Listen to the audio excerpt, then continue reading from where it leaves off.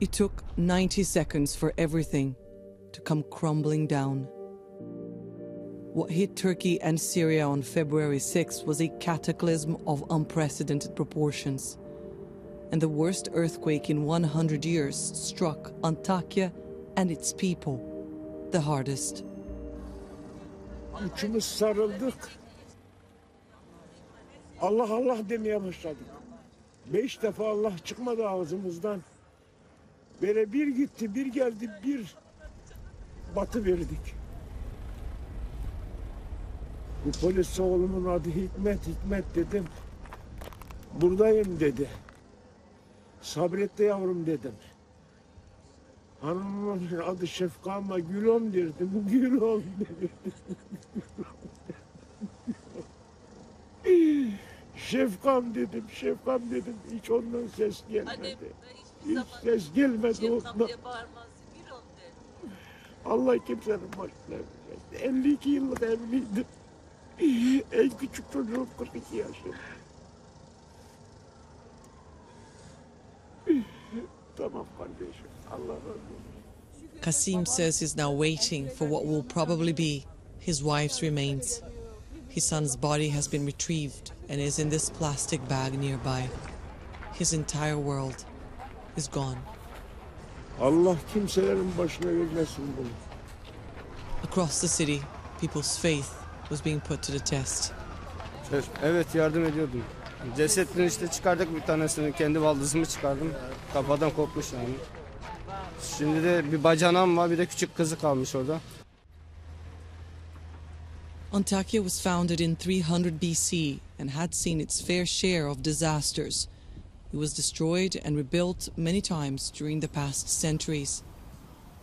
But when this region was struck by a magnitude 7.8 earthquake, it caught everyone off guard. Sokaklarda kaldık. Saat 4'te deprem oldu. 5-6 saat oldu. Lütfen her yere yazın. Hala hiçbir yerden yardım yok. And several days into the tragedy, help was still slow to arrive. Hepimizin evleri perişan oldu yani. Yıkıldık. Ne yapacağımızı bilmiyoruz. Mehmet is himself a survivor, but doesn't remember how he managed to get out of the rubble. He says since the earthquake, he's had to sleep in his car with his wife and their 7-month-old son. Without electricity, water, or sanitation, those who survived the earthquake are at great risk. Infectious diseases such as scabies and cholera are spreading fast, and aftershocks happen all the time, every day. But Mehmet says he doesn't feel them. His focus is elsewhere. Diğer enkaz altında kuzenlerimi daha çıkartamadım. Yani orada da 15 kişi var.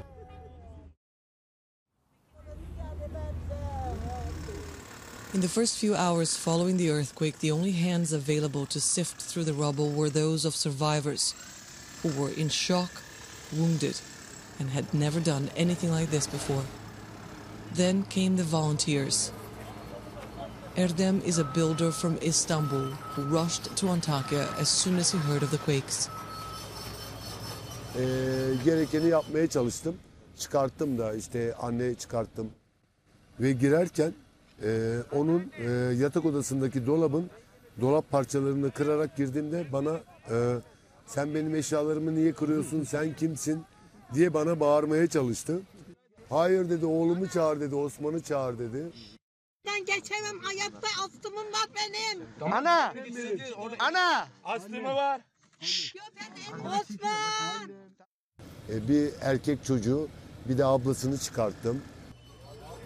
Daha da çok çıkartmak isterdim ama tek kaldığım için ekipler arasında sorun yaşandığı için bizim ekibimiz olsun dedikleri için o yüzden giremiyorum. Artık tek başına bir şey yapacağımı sanmıyorum.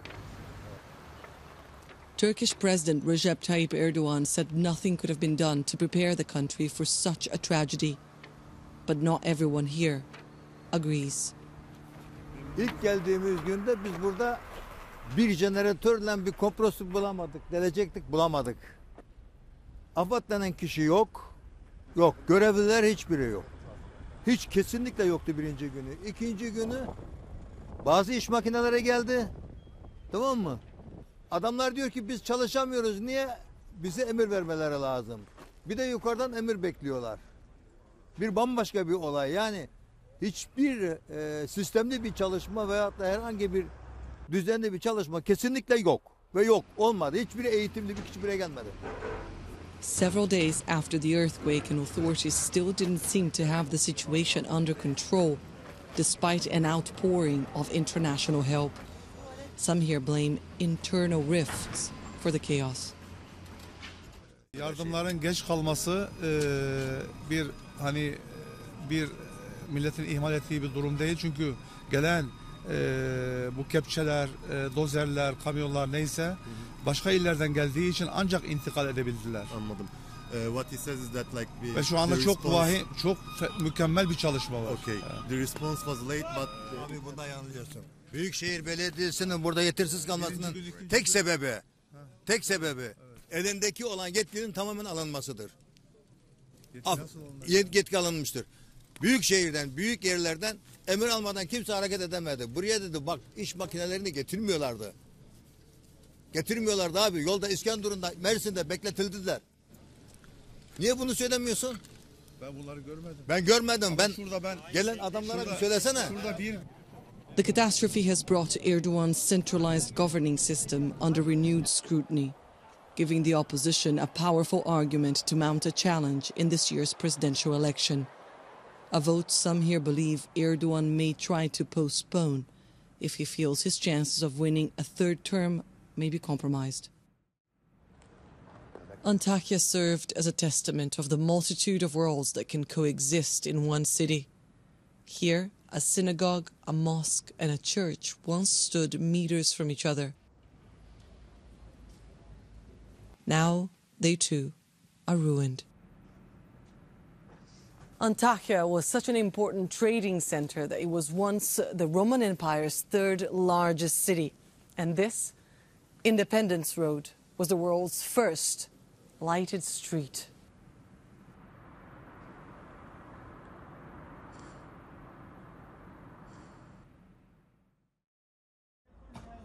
Nothing in this city was left unscathed. Antakya's main cemetery offers a glimpse into the magnitude of the disaster. There isn't enough space to bury the dead here. And so authorities opened mass grave sites in the outskirts of the city. Unidentified bodies have DNA samples collected from them so that families can one day give their loved ones a proper send-off.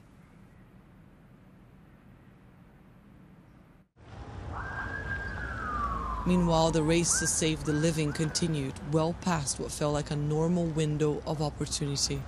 Amirim, söylediğim lokasyonun bir yan sokağında canlı ihbarı var. Oraya devam edelim mi? Ne oldu? Kontrol edelim. Hocam hayır abi. Buradayım. Ne tarafta göster bize. Düş abi. Düş abi. Alabilir misin? Devam edin.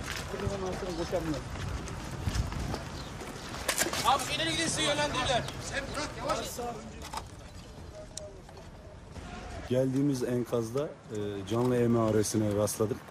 Arama kurtarma köpeğimiz gece şu an arama başlatıyor. Oradan alacağımız sonuca göre arkadaşlarla birlikte devam edeceğiz.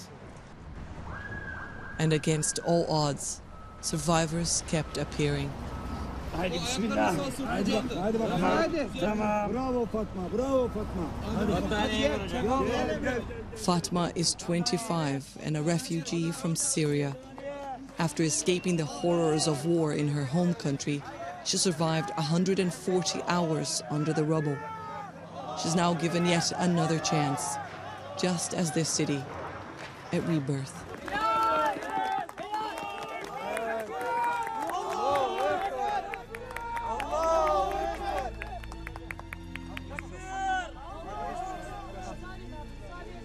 Herkesin emeğine sağlık arkadaşlar. Çok sağ olun.